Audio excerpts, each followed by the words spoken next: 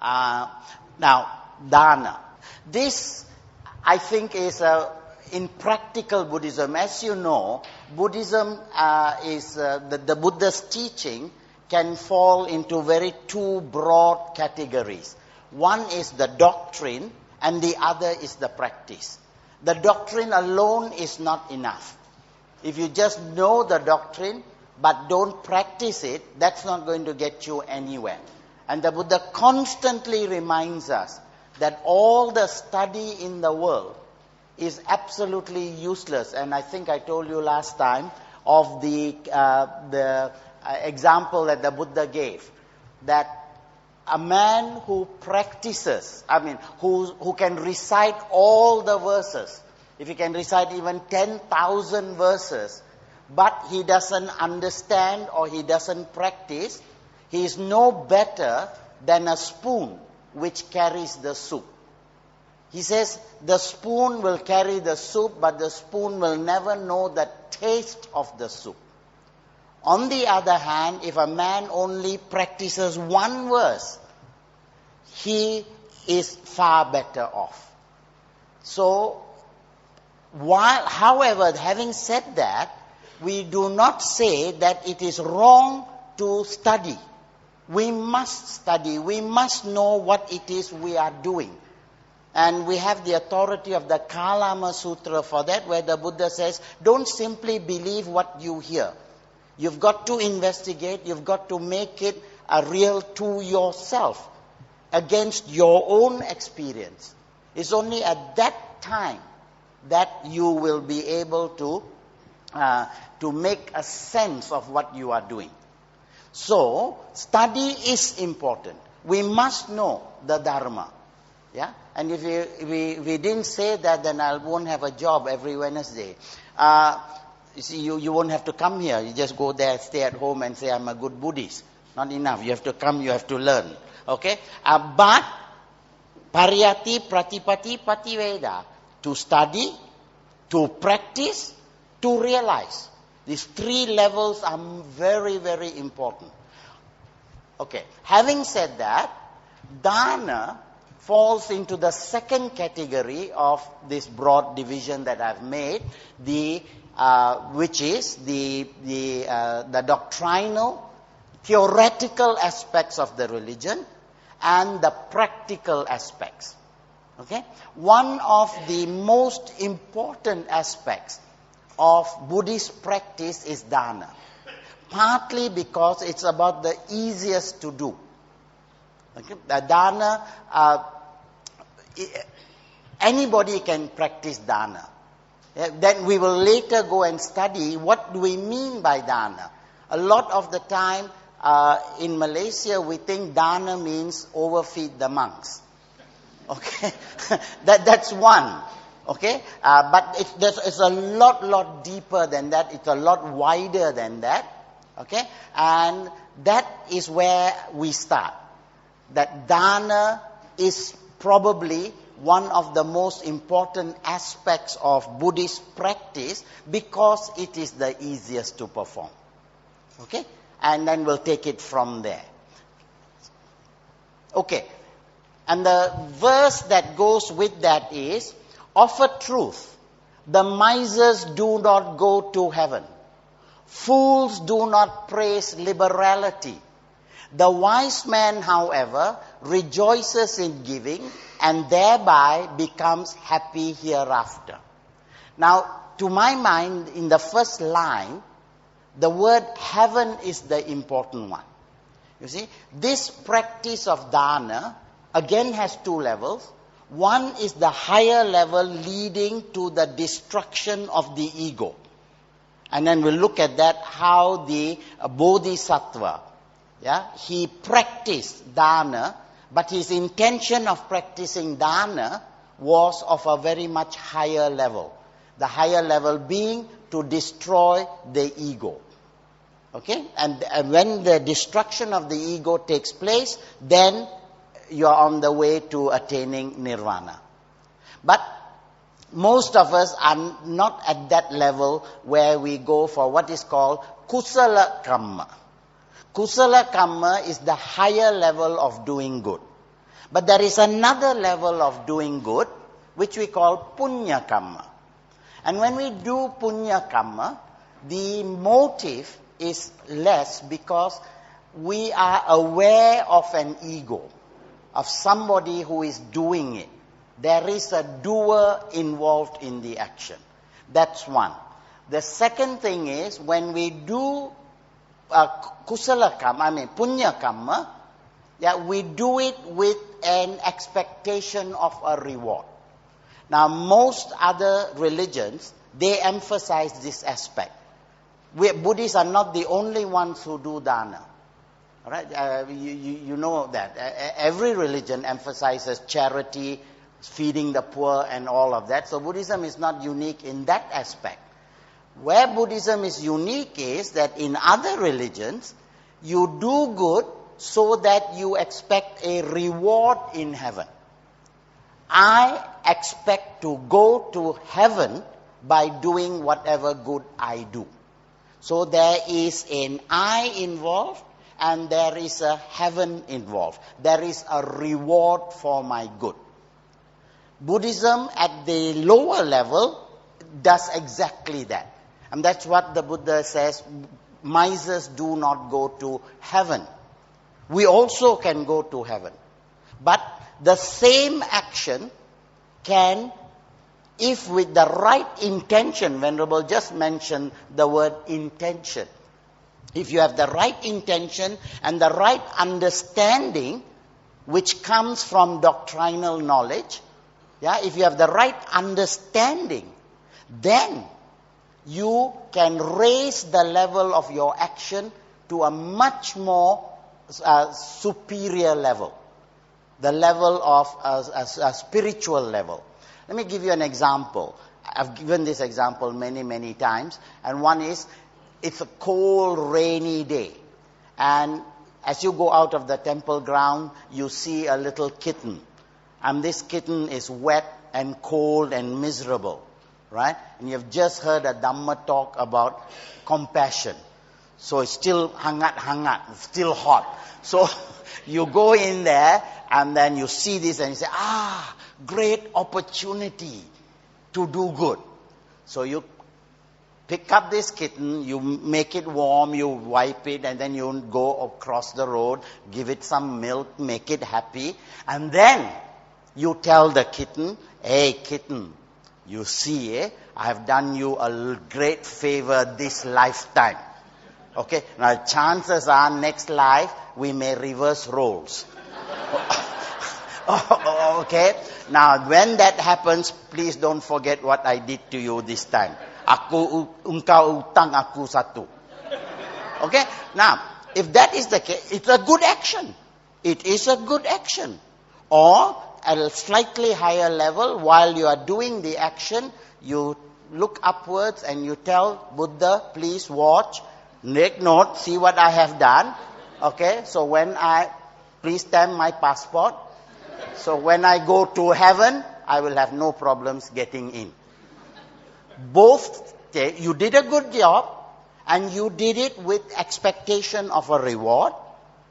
Good, but the level of that expectation leads to punya, leads to merit. So you have performed punya karma because your I is still strong. There is a doer and there is a receiver of the action. Okay. On the other hand, you do exactly the same action. But when you have done that action, you leave the kitten and you walk. When you look at the kitten, you only see suffering. And you only see compassion. And there is suffering. Suffering needs to be eliminated. Suffering has been eliminated. I go my way. Now that is where you recognize no doer. Alright? At the same time, of course, we are not that level. We are a slightly lower level. You say, I've done this, and I hope this will help me to attain my final goal, which is nirvana. That's the reason I do this, to get that goal, not to go to heaven. This we call kusala karma, skillful action. Now, Let me give you one more story. Today I'm in storytelling mood.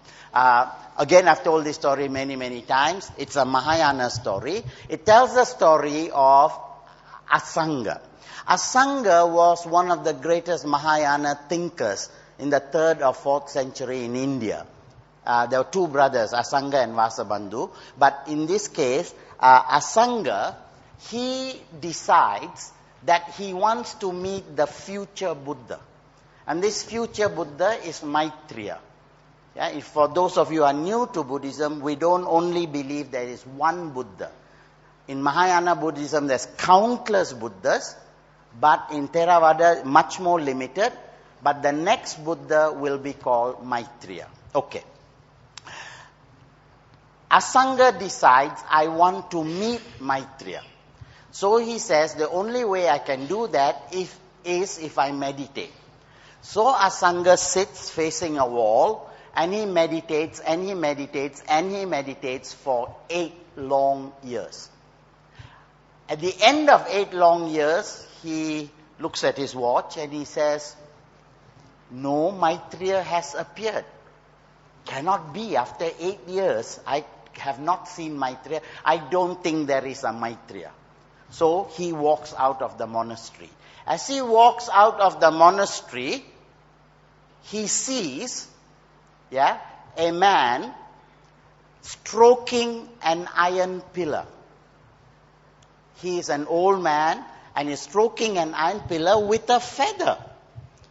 And so Asanga stops and asks him, old man, what are you doing stroking this iron pillar with a feather? And the old man looks at him and says, he said, you see my pants, there's a tear in my pants and I want to sew it back. But I can't because I don't have a needle. So I'm stroking this iron pillar down with the feather, so eventually it'll wear down to a needle. Now Asanga looks at him and says, old man, that's going to take a long time.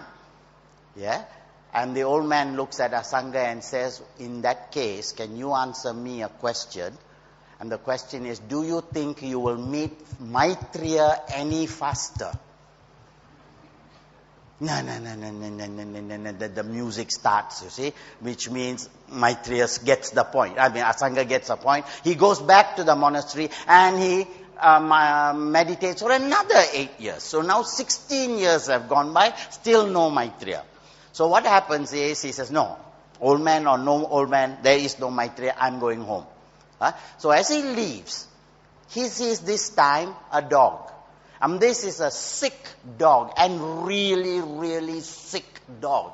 And he's lying on the ground, and it's all covered with sores, and worms are coming out, and it's all, it's panting. At that moment, Asanga forgets all about Maitreya. All that he sees is a suffering dog. And his only concern is now, how can I stop this dog's suffering? And he realizes that these worms are all eating the dog up and causing pain, so he decides he will remove the worms. Then he bends down to pick out the worms, and he realizes, oh, if I pick out the worms, then the dog will feel pain. And here comes the best part. I hope you have had your dinner already. He bends down and he starts to lick the worms off the dog. Then he says, what's going to happen to these poor worms?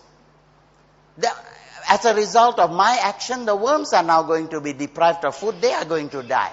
So what he does is he cuts off a piece of flesh from his thigh, puts the piece of flesh there, and puts all the worms on there. So everybody has it. The moment he does that, the dog disappears. And all the lights of Las Vegas come out, and there is Maitreya, 16 feet tall, standing there flashing lights, just like Vesak. Okay?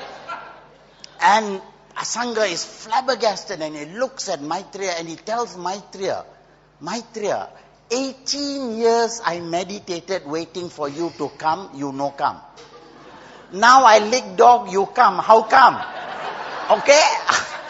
And Maitreya said, Asanga, I was there all the time.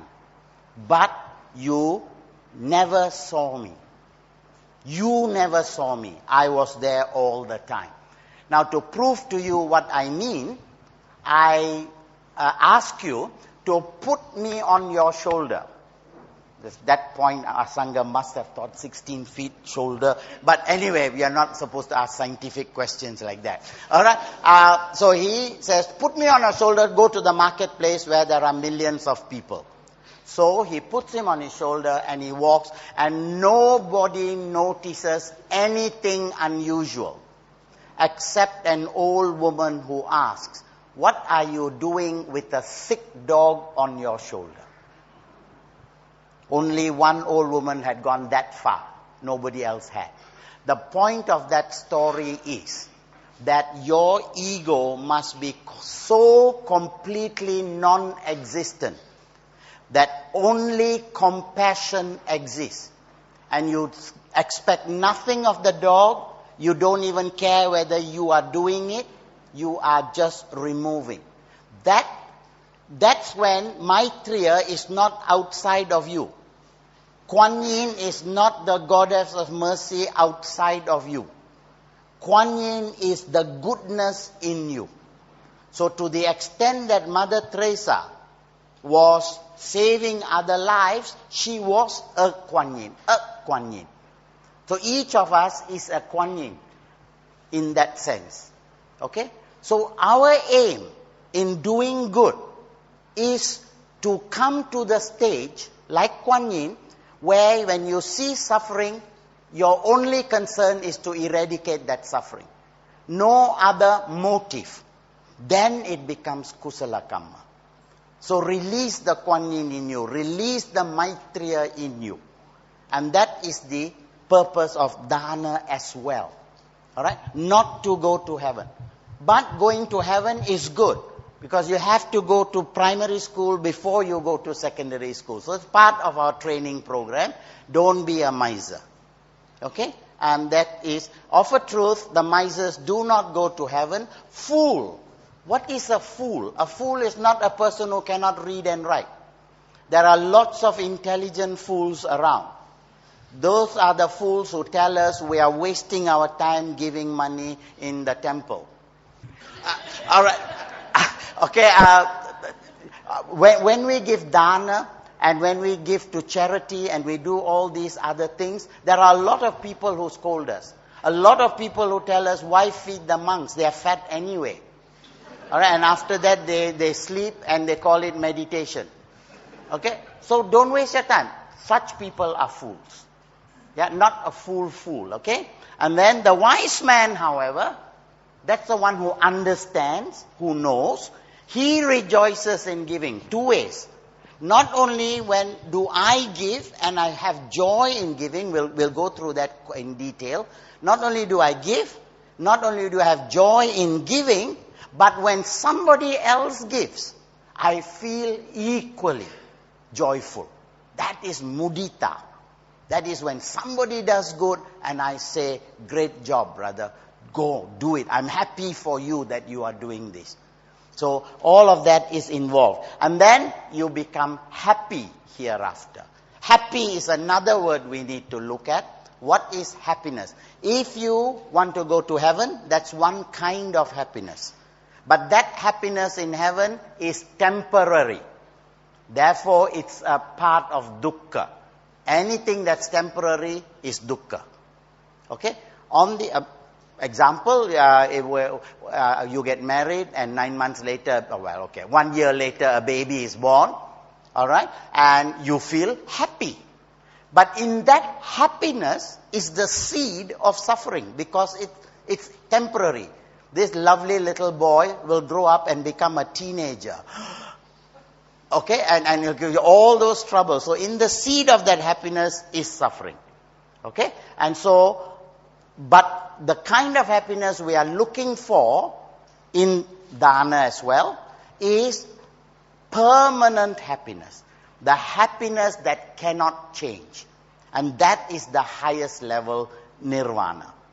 And when we aim at that and all our actions are geared with that intention, then it becomes kusala kamma. So I hope I've explained kusala kamma and punya kamma. Okay? Right. Both of which are good, but now, Buddhist practice. When we talked about the Noble Eightfold Path, I told you how the Buddha image can be divided into three parts. The leg which supports the image, that we call sila. That is the physical discipline. That leads us to mental culture, mental concentration, samadhi. And when sila and samadhi are in balance, then we have panya, wisdom. Now, when we go into Buddhist practice, however, the combination is slightly different, very slightly. It works out as dana, sila and bhavana. Dana, I told you, is the easiest to perform. Acts of charity, all kinds of acts of charity which should be aimed at destroying your ego. That's the final, main concern that we perform dana. The more I give away, the less concern I have with what I need. All right? The less concern I have with my needs. And my concern is just to get rid of. Okay? So that dana. Then the second level of that is sila. Sila is your physical self-control. But we can never, in Buddhism, discount the importance of mental concentration. We never stop at sila. Sila is only the stepping stone to the more important concern, which is bhavana. Bhavana is mental concentration, mental culture, meditation. In Buddhist practice, you cannot let go of that third thing. But you don't have to do it all at one go. It's a graded thing. So now what we are talking about today is dana as the easy to perform first step. Yeah, the something that gives you immediate results, and that motivates you to go on further and further. If on the first day you decide, I am going to be a Buddhist, then you sit down and say, I'm going to meditate, by 12 o'clock I will attain nirvana, forget it. Okay? Even during the Buddha's time, there were people who tried to do that and they gave up because it was too difficult. And they couldn't see the results immediately. But when you practice dana, the results are immediate. We will examine that again. And just off the cuff. Every time you do something good, how do you feel? Yeah? How do you feel? You feel joy. You feel good within yourself. And that encourages you to do more and more and more. Okay? That is if you are a wise man. If you are a fool, then you'll say, you know, I had a friend, he's not my friend anymore. I'm renouncing all these people. He once came to Vesak and he walked in and he walked around, and about an hour later, as he was walking out, he said, you know, Vijaya, today is Vesak day. I know what I did. I put my hand in my pocket. All that I did was put my hand in my pocket and take it out. My hand had lots of exercise. Okay? And when I come to this temple, that's all I do. Give, give, give, give. Now, he had absolutely wrong attitude. All right? On the other hand, there's somebody else who told me, before I leave my house, I put $300 in my pocket. And I know on Vesak day, I'm going to spend 300. So whoever catches me on the way, I give. This is how much I want to give. I don't think, and I give joyfully. When everything is over, I go home, I have done something. Now, between the two, one is a fool who regrets doing, and the other is a wise man who knows how much he can afford and how much he wants to spend, and he spends joyfully. Now, that's the wise man.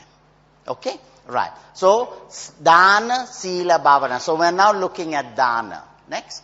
Now, what is the purpose of dana? When we looked at the wheel of life, remember, we saw a pig chasing a rooster, chasing a snake, and going round and round and round. The root cause of all our problems in the world is ignorance. Okay, we've been through all of that. Ignorance of what? Ignorance of what constitutes an I.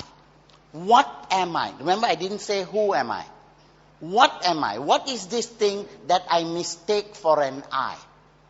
When I mistake it for something real, then the pig arises in me. That is what we call ignorance.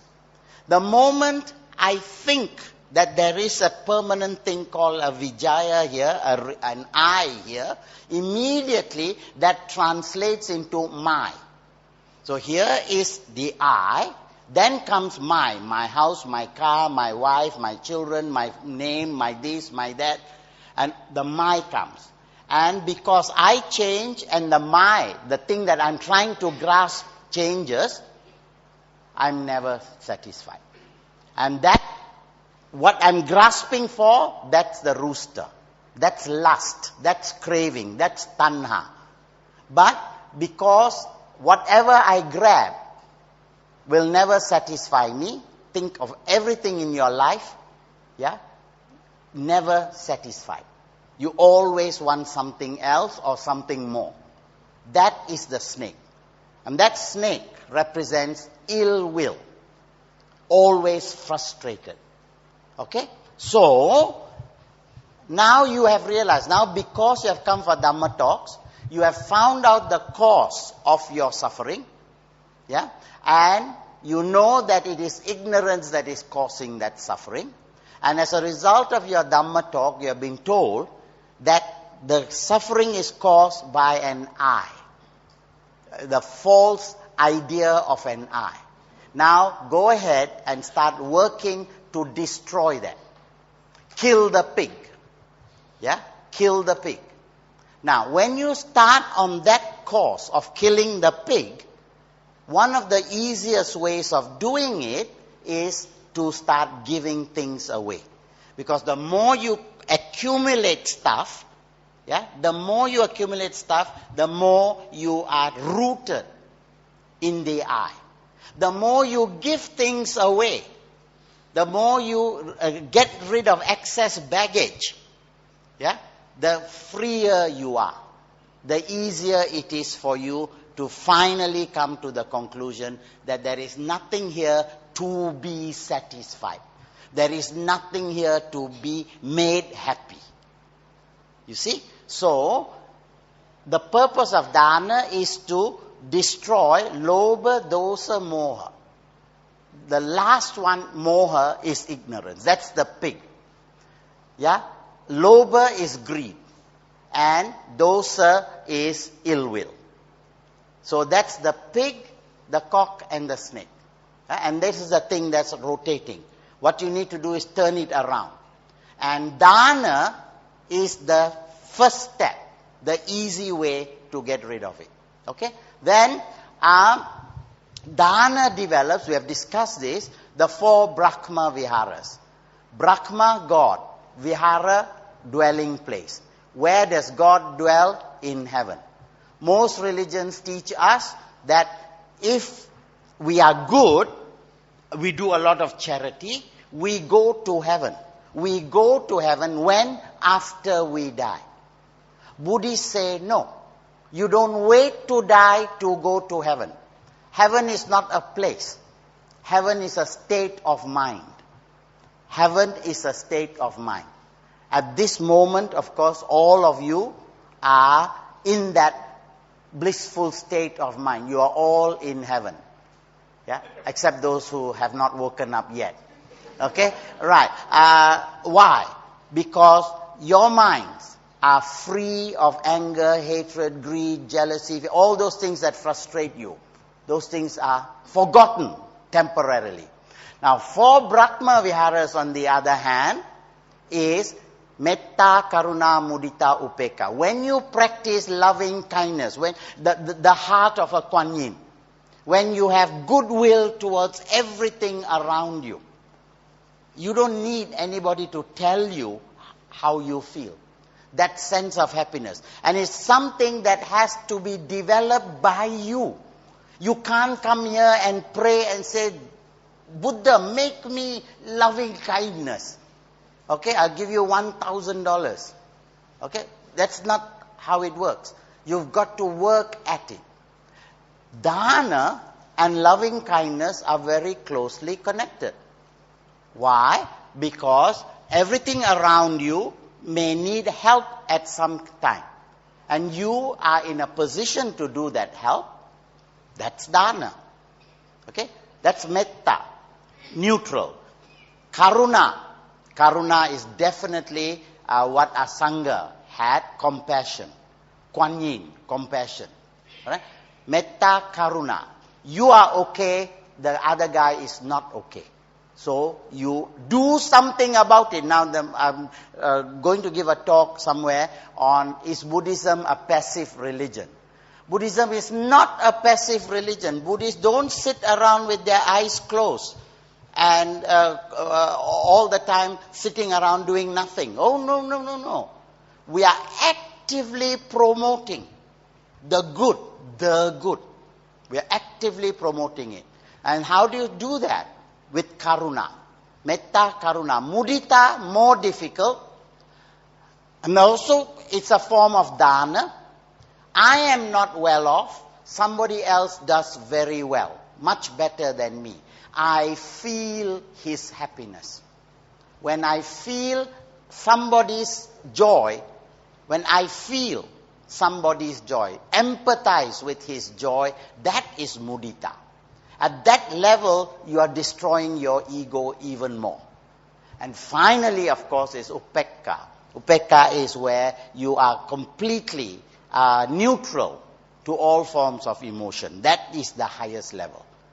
But if on earth, through the practice of dana as one way, not the only way, but in one way you practice dana, you can develop these 4 Brahma Viharas.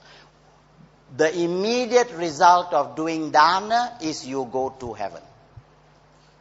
But that heaven is not tomorrow, that heaven is here and now. Okay? So the Buddhist reward of heaven is much more generous. You don't have to die. Stay here and you are in heaven. Okay? Right. Now, of course, everything that we do comes back to the Buddha's example. And one of the things that is that was emphasized throughout the history of Buddhism, throughout the development of all the forms of culture, all forms of Buddhist culture, was the example of the Buddha. And the Buddha performed huge amounts of acts of charity. And in Buddhist countries like Sri Lanka, Thailand, Myanmar, China, from young, children learn of what the Buddha did in terms of generosity. All right? And it all starts with Sumedha. Yeah? Long before Sumedha was born as the ascetic Sumedha, this is the Buddha in a previous life. Long before he was born as the Siddhartha, who became Gautama the Buddha, many millions of life cycles ago, he was born as Sumedha. Alright? An ascetic with magic powers. But even before that, another countless eons earlier to that, he was born as a young man who was very poor. And so he and his mother decide to migrate to another country to become rich. On the way, they take a ship, and on the way, the ship capsizes, and this young man has only one thought in his mind. Only one thought. And that one thought is to save his mother. He's not interested in himself. He's only interested in somebody else, his mother's safety. Now think Kuan Yin, think Asanga, and now think us as well. So what he does is, he puts his mother on his shoulder and he starts to swim, but he doesn't know where to go. At that point, one of the devas watches him, sees him as a potential great man, helps him and guides him to safety. He saves his mother. So the thought comes to him, the mind. The thought comes to him that if I get so much satisfaction and joy saving one being, how much greater would it be if I saved all beings? Alright? So there the thought comes. There we say the bodhicitta, the mind of Buddhahood begins to grow. That's the starting point. Then once that grows, he starts now working towards becoming a Buddha who can save others. Okay. Then, because of all these past lives of great work, he is born with great psychic powers. Then he is born as Sumedha. When he is born in Sumedha, this is the time of Dipankara Buddha. Dipankara, I told you, we don't believe there's only one Buddha. There were previous Buddhas. One such Buddha was Dipankara Buddha. During Dipankara's Buddha's time, Sumedha was born. And Dipankara Buddha was coming to a certain village. And the people were so happy, they started to do all the potholes, clear the potholes so the road is all clear. Okay? Almost like election time. Nah? Okay? Right. So now but before they could finish the job, Dipankara Buddha had already arrived. And so they said there is no time. This cannot be done by JKR. This has to be done by magic power. So what they did is they called Sumedha and said, please finish the job using your psychic powers. But Sumedha said, if I use my psychic powers, there's not much merit to be gained. So what he did was, he lay down on the ground and invited Dipankara Buddha to walk over him. Now, one aspect of that is the humility that Sumedha practiced. My body is not important. There is no I there. Alright? And so Dipankara walks across and then turns around and predicts that he will one day become a Buddha. That point he becomes a Bodhisattva. He's already now been proclaimed as a Bodhisattva. Then begins his career as a Bodhisattva. And as a Bodhisattva, he practices 10 paramis. Alright? So, the three conditions for starting on your Buddha career has been fulfilled. One, in his mind, the idea has come. Then, it is spoken that he will become a Buddha. And finally, he now must start on the practice, the action. Okay? So, Mano, Vaci and Kaya. So these three things he begins. Now he begins on a career that lasts for another million years. Millions of years. During that time, he practices what are called the 10 paramis. The first of which is dana. In the effort to gain perfection as a Buddha, in the effort to purify himself, in the effort to destroy his ego, his first practice is dana. And there are 10 others. Okay? Right, next. Right. So that's the Buddha's example. Now the next one is it unlocks the gates of craving. Craving, anger, ignorance, these are negative thoughts that we have. When we practice dana very skillfully, we kill these things. We kill our craving. Craving to satisfy the self. The more you give, the happier you feel. We'll see stories about that later. Then it kills anger. Alright? And it kills ignorance. Okay? Now, remember we said that there was Lobha, Dosa, Moha. The three great defilements of ignorance, craving, and ill will. Now, in order to attain perfection, in order to get that total happiness, you must completely destroy the pig, the cock, and the snake. You must completely destroy that. And the image that is given is, it is like you take a pot of water and you turn it upside down. Nothing remains. Absolutely no ego, no craving. Nothing remains. To get that completed sense of perfection, you start practicing dana. Okay? Now we go to the actual practice. There are three types of givers. There is the servant of dana, there is the friend of dana, and there is the master of dana. Let me give you a story. 2004, when the tsunami struck. When the tsunami struck on December the 26th, as soon as we heard, people started wanting to give. People wanted to give. That's another point. Don't waste time thinking, when am I going to, should I give, should I not give? I'll share some stories with you later on that. Should I give, should I not give, should I give, should I not give, should I give, should I not? No lah, everybody is giving, so I also better give, otherwise I shy only. So you go and give. Okay? The immediacy. But a lot of Malaysians did not wait. The government was slow to act.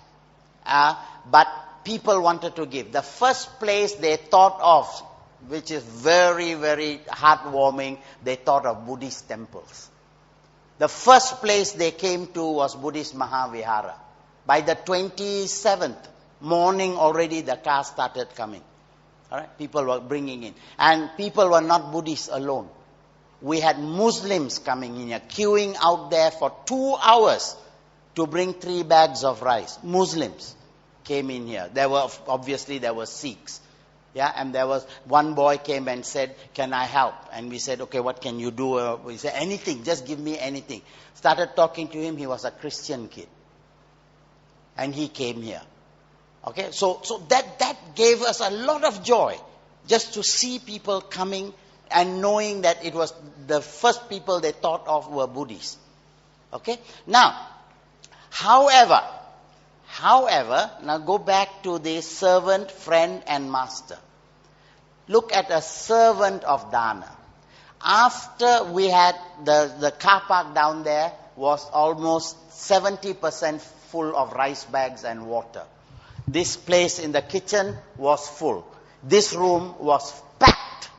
Okay? Then we started sending. As we sent, we started clearing things. And boy, did we find a lot of people who were servants of dana. As we were clearing, we found towels, which had holes in them. Sarong, if you open it like that, it'll fall apart. That never mind. High heel shoes. High heel shoes, one heel broken. Alright? Mirrors cracked. And bras with the strap gone. So these servants of dana went and said, wow, what a nice time to clean up my cupboards. And, rather than wait for the paper lama man to come, let me dump it in the Buddhist Mahavihara. When you give what you do not want, you are a servant of dana. On the other hand, most of us fall into that category. We can't give too much. We only have to give what we can spare. Those are friends of dana. Okay? Those are friends of dana. And most of us fall into that category. Alright? We don't give what we don't want. We could do with it, but somebody else needs it more. Okay, friend of dana. On the other hand, there is the master of dana who gives what he really cannot afford to give. The one who cannot afford to give. Alright, that is the master of dana. Let me give you a few examples. It's tied up with the immediacy of giving. One day there was, during the Buddha's time, an old couple, husband and wife. They were very old. They were very, very poor. So poor that they had only one coat to wear. So they couldn't go out together because they had only one coat. So they made arrangements to go alternately to listen to the Buddha.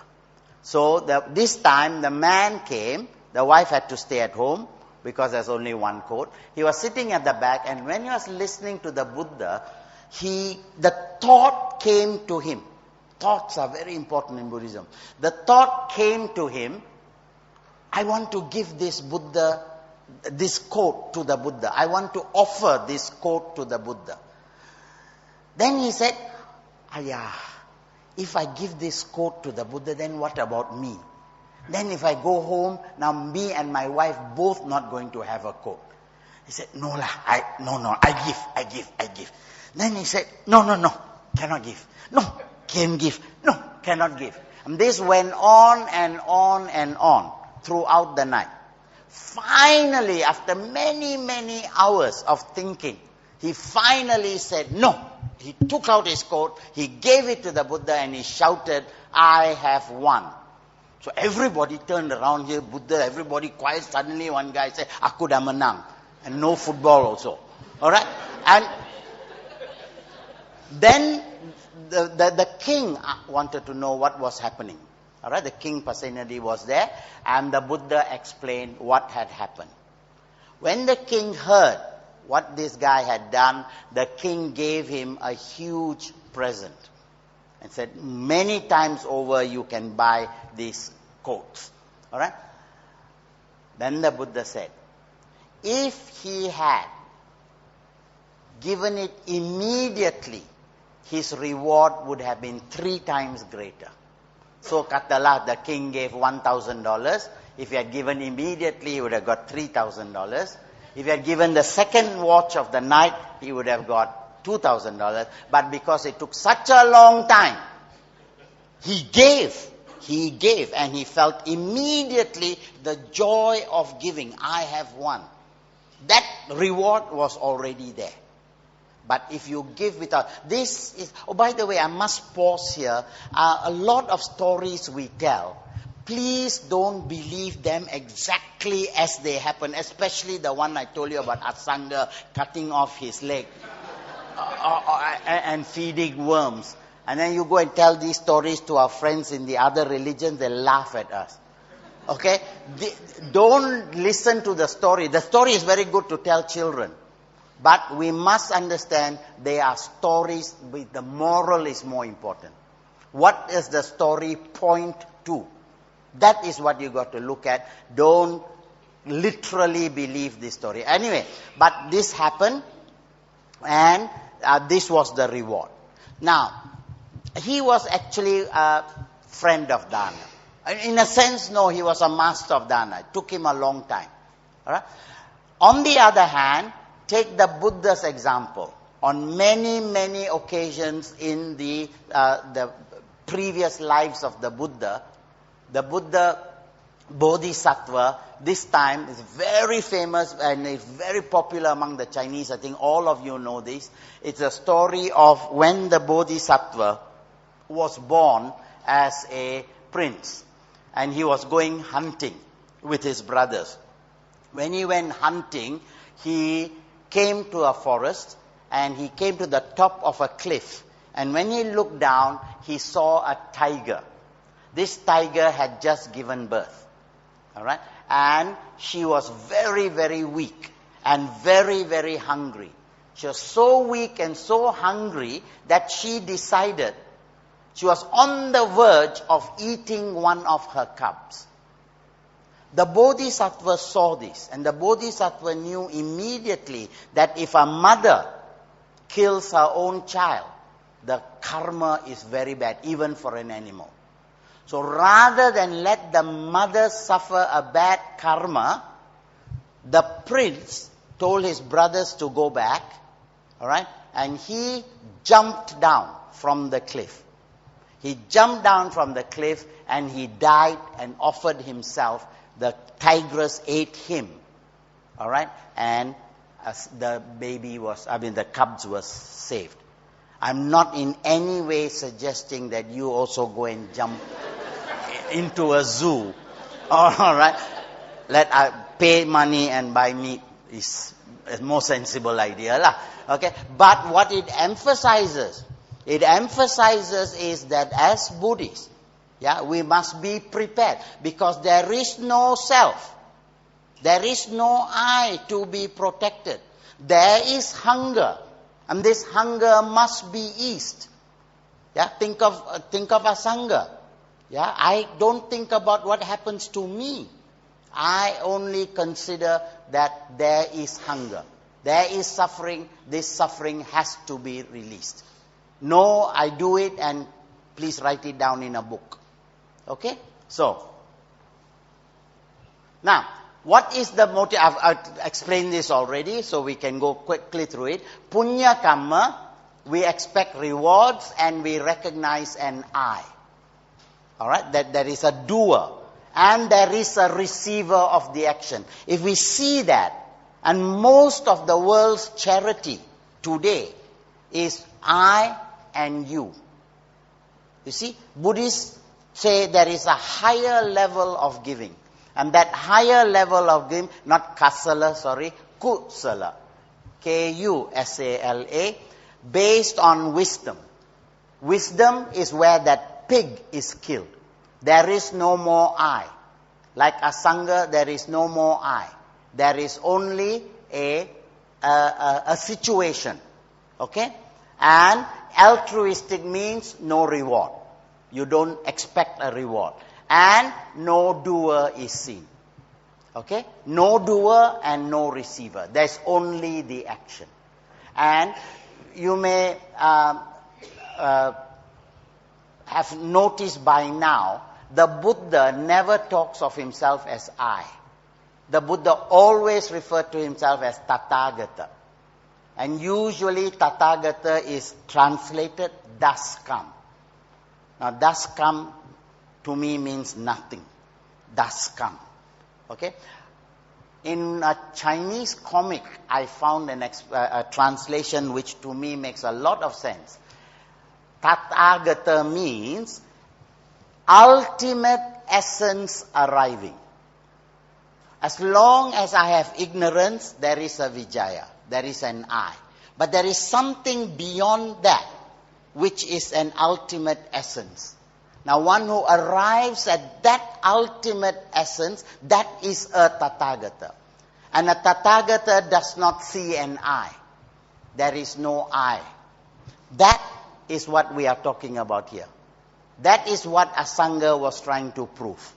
Okay? Alright. Now, there are 3 types of dana. That's what we were talking about earlier. Dana, we cannot say, oh, I have no money, I am poor, I cannot give dana, everybody else can give, my bad karma. No. Anybody and everybody has loads of opportunities to practice dana. Sometimes even a smile is a dana. When somebody is looking lost, I can still remember, and I'll never forget that as long as I live. I was in Melbourne. I had just migrated, I was miserable, and about a month later I went and cut my finger off actually, and it had been tied back, and I was wearing a sling, and I was in the middle of Collins Street looking totally lost. Now picture to yourself a dark little Indian man in the middle of nowhere looking lost. And a really, really tough, rough looking laborer, a white man, he came, he passed, he came back, he looked at me and said, "You all right, mate?" The look in his eyes, I saw Kuan Yin. Really, because he had absolutely no business even looking at me. But the turning around and looking at me with that concern, he had nothing to gain from me, he had nothing to gain from himself, but he just had compassion. Some way can I help? Even today, that's about 18 years ago this happened to me. And I'll never forget it. And I hope on my last dying day, I will give him my metta. Okay? Why? Because he did not give me things. He didn't give me money. He didn't even give me directions. He just gave me concern. So that is dana. Okay? And that anybody can practice that. Okay? And that's the level. Buddhism is such a practical religion. Yeah? We have given this impression that if you want to be a great Buddhist, your names must appear there in memory of. Okay, and your photograph. Now my grandson asking, who is this? Another 100 years ago, what is this? Okay, and then you put these pictures, in the night you come, you hantu takut. Okay, no doer. Okay, I'm sorry to say my name was also there. But it's okay. Do as I say, don't do as I do. Okay, right. But we can give amisa puja. Amisa is material things. Yeah. Basically, when we give to monks, yeah, we give food, shelter, clothing, medicine. These are the 4 basic things that a monk needs, and this is what we provide. Food, we have emphasized food in Malaysia to a point of, I think, we are overdoing it. Okay, we really, when it comes to giving food, we think that's the most important thing. I can understand that, because all of us in Malaysia, in Asia, for us, food was not very easy to come by. Only in this century, that food is something we take for granted. But nowhere in the history of Asia was food that easy to come by. So our first concern among the Chinese will be not how are you, but have you eaten? All right? Myanmar is a very poor country, but they will make sure that every house they'll keep a pot of water, so that if you are walking, you can have water. All right? And every culture. So all our ceremonies have to do with food. Even when people die, we still give them food. Okay? And this is all to do with that culture, which is good. But don't overdo it. Don't overdo it. Don't be, always the Buddha says, in your dana, you must practice wisdom. Alright? It's better to cut down on the amount of food that you give. So whatever money you can save, give it to Oxfam. Yeah, give it to some place. Especially now, there is a phenomenon, I don't know whether you're aware of it, price of rice is going up. Yeah, rice somehow suddenly becomes unavailable.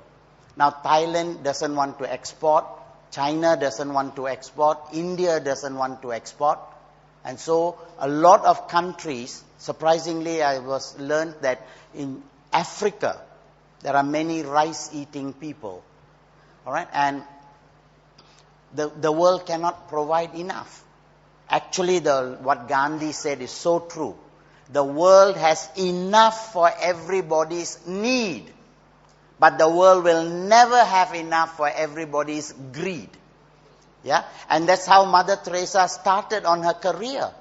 Because in India, the rich are so rich, and they throw bucketfuls, bins full of food, uneaten food. You know how in Singapore they say that the plate, any food left over on your plate, because buffet style, you pile and pile and pile, and then you cannot eat, you throw, you pay. Right? If the whole world does that, I think we'll have enough food for everybody. All right? And that's our Mother Teresa. So the world has enough, but we are very wasteful. For the first time in human history, we don't respect food. So it's not. So, but if as Buddhists, we practice amisadana, yeah, amisadana is, you give not only those 4 things, but food, I told you, is the one that is, we are most comfortable doing. We are most happy doing. But remember, there are other material things that you can give, which maybe people need more. All right? Giving to the monks, later we're going to talk about fields of merit. Yeah, whom is it best to give? Yeah, to monks, to beggars, to orphans, to old folks, or to animals. There is a gradation there. We'll look at that. Then, of course, this is again something, you don't need money, you don't need to be wealthy, you need to give fearlessness. Now, I know Dr. Chan Kayin, she is going around collecting animals that are strays on the road. Stray cats, stray dogs and all that. She brings them home, she looks. Now, a stray animal is a frightened animal. Yeah? When you pick up that animal, you bring it home, you give it love, you are giving fearlessness. And it's a huge thing. And how much of selflessness must she have to have given up her time for some other thing to give fearlessness? You see? So these are actions of a bodhisattva. And we can do it all the time. All right? People are very frightened in old folks' homes, in orphanages, in hospitals. We Buddhists don't do nearly as much as the Christians are doing, going around from bed to bed. You don't need money for that. You need to give dana of your time, and dana of your smile, and dana hold your hand. Okay? So that is fearlessness. And then, of course, the highest level, Dhamma, the giving of truth. Dhamma danam sabba danam jinati, meaning the gift of truth excels all other gifts. Now, a lot of people have asked me, actually I've been to a church where they asked me, we Christians do so much of charity. We have got Oxfam, we have got all these NGOs that do charity. When we look at you Buddhists, nothing. Well, that's not quite true. We have Sechi, we have Fo Kwang Sang, but we don't have CNN. Okay? And we don't want to. Our purpose is not to publicize what we do or give in the expectation of a reward. Give so that we can get this person over to our side. We don't do that. Suchi is very, very careful about that. That you don't preach Buddhism while you practice your dana. These two don't go hand in hand. They never display their Buddhistness. Fo Kwang Sang does it a little bit more than them, but yeah, we have Mahakaruna, we have all these groups. We do. But it is not a global thing in the way that the Christians have made it. To a sense, that's not very good. Okay? But why is this so? To my mind, the thing is, yes, it is good to help the poor. All right? But you know that famous saying, give a man a fish, you feed him for a day. Teach a man to fish, and you feed him for life. Now, I think that's the Buddhist attitude. That education, yeah, that knowledge, suffering is something that will always be there.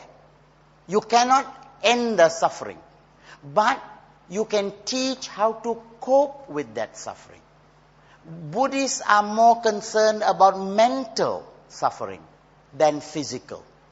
And so we are more concerned with sharing the Dhamma. So we would rather spend more money on buying books than perhaps helping an old folks' home. Which is not, I mean, there are pros and cons, I admit that. But I'm trying to explain why we spend so much of money on seemingly unnecessary things. They are not. What motivates us is that a human being who knows will be less prone to crime, will be less prone to mental suffering. For us, those are far more important than putting food on the table. It's just a matter of balance, okay? So that is to do with the giving of material, the giving of fearlessness, and in that order. in that order. So sharing of the Dhamma to us is of priority importance. Okay? Right. Next. Now, what to give? That is the Amisadana level. You can give food, we are very good at it, drink, shelter, apparel, clothing, conveyance, traveling, flowers, scent, oil to the Buddha, and bedding. These are the traditional sets. Not necessarily you have to go around looking for. There's even one section which says you must give toilets. In this country, no lah. It's not necessarily comes with the baggage. But in poorer countries like Africa, for example, yeah, it is. I know about 15 to 20 years ago, the Sai Baba people, they went to Kelantan, of all places. 20 years ago, they went to Kelantan, and because there was cholera in the Tumpat area. So they just went in there with their engineers, with their contractors, with their workers. They went in there, stayed in the village. Actually, they stayed in the Buddhist temple in Tumpat. And they went to this village and built toilets for the people. That's it. They built the toilet. They did not say built by Sai Baba. They built it and they walked out. So it's not only Buddhists who do the right thing, but they did a Buddhist thing. Okay? And this is something we can emulate. Okay, right. Now, what to give to monks? Yeah? You give them Ayu Vanna Sukang Balam. You give them long life. When you give a monk food, it's not simply the food that is on the table which he consumes. At a higher level, by consuming that food, yeah, he gets long life. His life is extended. You are giving that to him. Alright? Then you are giving him a good appearance. So an undernourished person hasn't got good... here it says varna color, but it means good appearance. Yeah? He needs... When he is not hungry, he has happiness. And finally, he has strength. The Sangha is in 4 divisions. Yeah? Bhikkhu, Bhikkhuni, Upasaka, Upasika. The nuns and the monks on one side. These monks and nuns, they don't earn a living. They stay and they study the Dhamma. And on the other hand, we who earn a living, we support them. So we provide food, shelter, medicine and clothing. We provide their basic needs. This frees them from worry. When they are freed from the worry, they can spend that time improving themselves spiritually, 1. And 2, having improved themselves spiritually, they can also share the Dhamma with us. That we don't have the time to do what they did. So they specialize in Dhamma knowledge, they share it with us, and they improve our spiritual well-being. So it's a symbiotic relationship between us and them. Now, that is why we give Ayu Vanna Sukang Balang. You give food, you give shelter, you give clothing, and you give medicine. That's 4 there, sorry, my mistake. Okay? Right, next. Now, to whom to give? You can give to your friends, you can certainly give to the needy, and you give to the Sangha. And what do you give? Fearlessness, education, life and limbs, blood donation, organ donation. Buddhists are right at the top. To date, all eye donations in this country have been made by Buddhists. Nobody else has done donation. And about 20, 30 years ago, our late Chief Reverend, he was in the forefront. Because all other religions, they were very not so happy about doing it. Hinduism, of course, no problem.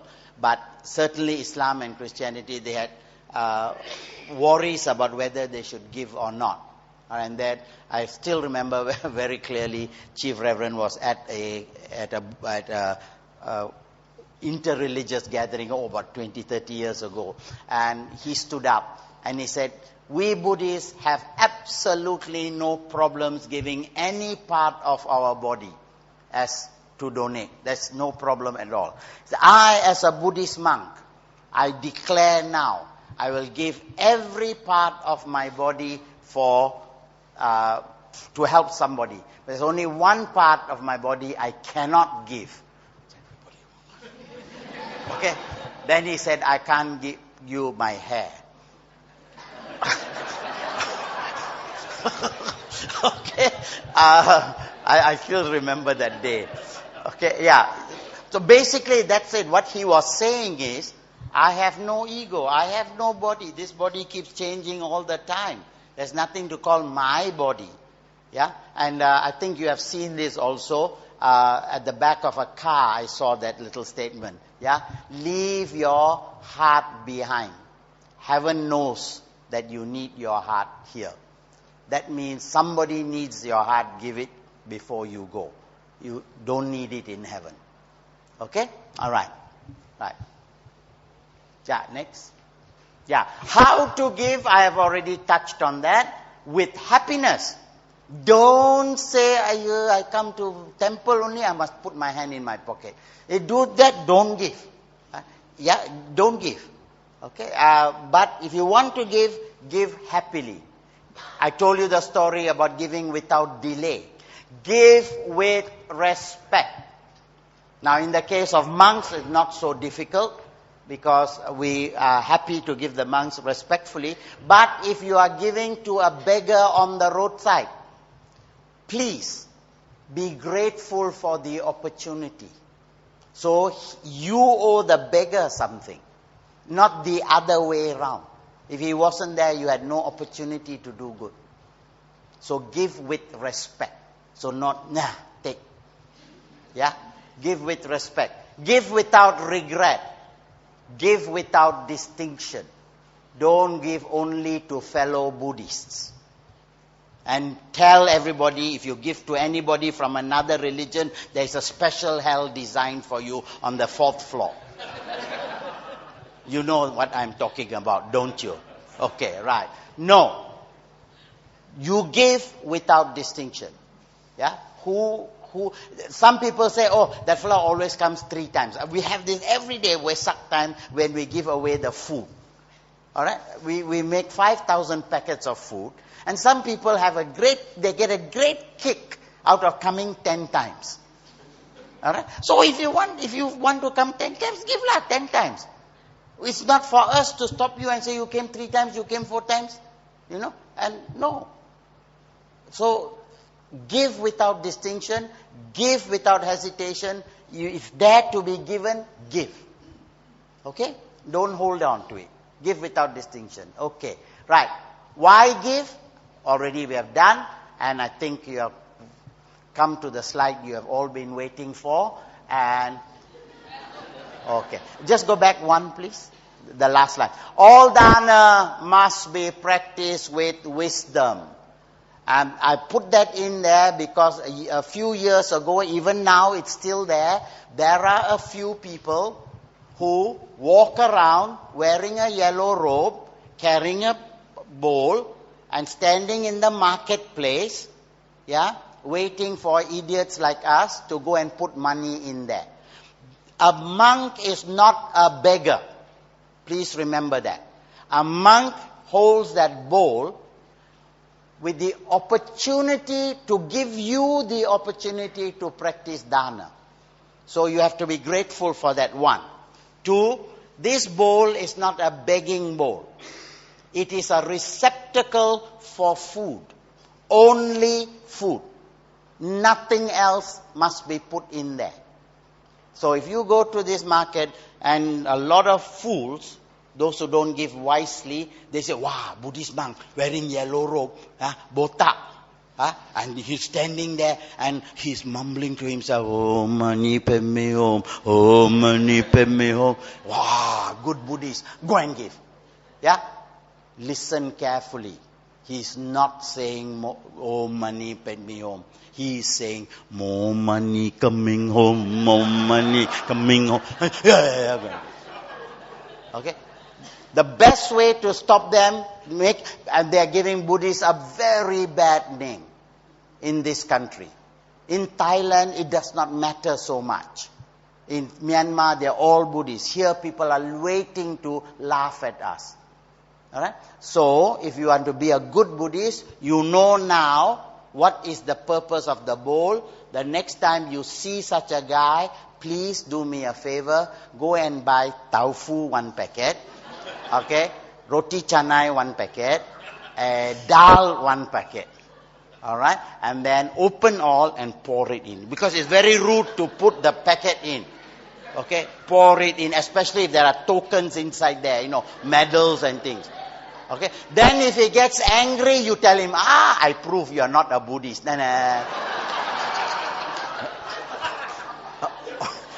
Okay? It stopped a lot, but now there are women walking around. They're métis, selling things. Don't support them. Don't support them. And it's quite okay, like I do, to go and scold them. Yeah? Say, lu cilaka apa lu buat sini, malu lah kita. I give you the word lah, what to say. Alright? Malu kita tahu. Lu buat ini macam. Lu mau makan, lu pergi tempat sembahyang makan. Bukan sini tempat. You say, lu siapa? Saya Buddhis apa? Okay, thank you. Thank you very much. Okay, yes, Uncle Vijaya. I'd just like to ask if there's a temple that charges charge for services. Okay, that means every time we go there for something and then they charge an amount. So do we still give dana to that temple? The very concept of a temple is that we shouldn't charge for anything. It is a place where there is the opportunity to practice dana. Yeah, we have lots of activities. The more activities go on, the more people come. The more people come, the more we generate our own resources. But if we start charging, then we are commercializing Buddhism. So my personal view is we shouldn't charge. All right? Donations are welcome. Certainly we need money to develop all these things. We need money to run. But if we charge, then it becomes a commercial enterprise, and I don't think we should support those kind of commercial enterprises. Okay? This is my personal feeling. Okay. On the thing about admonishing the bogus monk, that would mean that we are judging them. And in judging and admonishing them, I'm just thinking that that may not be actually Buddhist, you see, in the sense that we are saying, hey, you're doing something wrong, and all. So at the same time, you would say that, give us a bad name. Do we really, be too concerned about that bad name? But more importantly is that, are we judging them? Once the question is, are we not judging them by saying you are doing this? Now, our understanding of Buddhism is the sanctity of the bowl. The bowl is not a receptacle for money. The bowl is a receptacle for food. If the monk stands in front of a restaurant waiting for food, by all means, give him that food. By all means. But he is misrepresenting the purpose of the bowl. 1. 2. When we have so many temples all over the country, why do you need to go to a marketplace in a non-Buddhist environment to collect money? So we are not judging him as a person, we are protecting the good name of our religion. Okay? And people are waiting to laugh at it. And these people without shoes. I mean, when you don't understand, and we used to have this problem in the airport, immigration officers. Here comes these little Indian fellows. no shoes, hair hanging out from the armpits. You see, from their point of view, it's very easy to and not give the visa or be rude to them. So sometimes we ask for this kind of problem. So now we are advising monks, when you travel by plane, wear a shirt. One. And wear something decent. Otherwise you look like a beggar, which you are not. See, we have to adapt to the times, and we have also got to adapt to changing circumstances. Alright? And when these type of things are happening in Malaysia per se, then we have to judge. We have to judge whether our action is wise in promoting these type of bogus monks. They are bogus because if they were genuine monks, they will have a temple to stay in. Or if they are visiting our temple, we'll never chase a monk away. Especially if he comes with the right credentials. Okay? So why should he be taking money? So yes, I would say judge. I would say judge. Okay? But if a monk is sitting next to a woman and talking, then I won't judge and say, sexual misconduct. That I would consider judging. You see? But they are in the wrong place. They don't understand the rules of a monk. And so we as lay people, we do have a right to tell them. Does that answer your question? Are you happy with the answer? No, don't be polite with the answer. No, because we've seen that everyone knows that obviously, yes, these are people who are doing the wrong thing. The question is our attitude as a judge. You see, in judging people, that's my question. Many times the Buddha pointed out that some people were doing the wrong thing. So he did judge. You as a rational being must be able to judge between what is right and what is wrong. So that requires judgment. Good judgment and bad judgment. Okay. But if you are saying that I'm judging somebody else's action, if you don't want to judge, walk away. Just walk away. Don't support the system. That is wrong reaction to your judgment. My judgment is, this guy is doing this wrong place, wrong time, I walk away. That option is yours. Non-action is an option. But to support something which is obviously wrong, even if he's a genuine monk, even if he's genuinely collecting money for a temple, don't go around the streets collecting it. Because there are bigger things involved. Okay? In Malaysia. I emphasize in Malaysia. In Sri Lanka, if he walks around collecting, which he won't do, a Sri Lankan monk would never go around in Sri Lanka. He'll get hammered. Okay? So, yes, I feel we must exercise our judgment. Times when the Buddha did exercise, but the Buddha always criticized or pointed out that which is wrong without the slightest ill will. Don't be angry with the person. Do it with compassion. Do it with a calm mind. Something I cannot do. I always get angry when I see them. Okay, so sorry. Yeah. Uncle Vijaya, thank you very much for your very nice Cerita Dongeng. But I would just like to check one point which you mentioned just now about Bodhisattva sacrificing himself for the hungry tiger. What's the Buddhist viewpoint on suicide? Number one. Number two, the act of sacrificing himself, I do see as the greater joy of compassion or even like empathy. So the other question is actually clarifying upaka, which is the upeka. Yeah, thank you. Okay. See, there are different. Let me answer the second question first. Upeka is equanimity. That when we talked about how bodhisattvas cannot rest until they save all of mankind. They cannot see suffering, so they go all out to ease the suffering of others. Okay, on the one hand. On the other hand, we are saying be like the lotus flower, uninvolved. Now, an arahant or a Buddha, they would go out and they would help. The Buddha actually washed the clothes of a sick, dying monk. The Buddha did that. Yeah? But when the Buddha does that, it is with a mind that it does not suffer with the sufferer. More like a surgeon. When a surgeon is operating, he's not emotionally involved. Because if he did, he would be involved.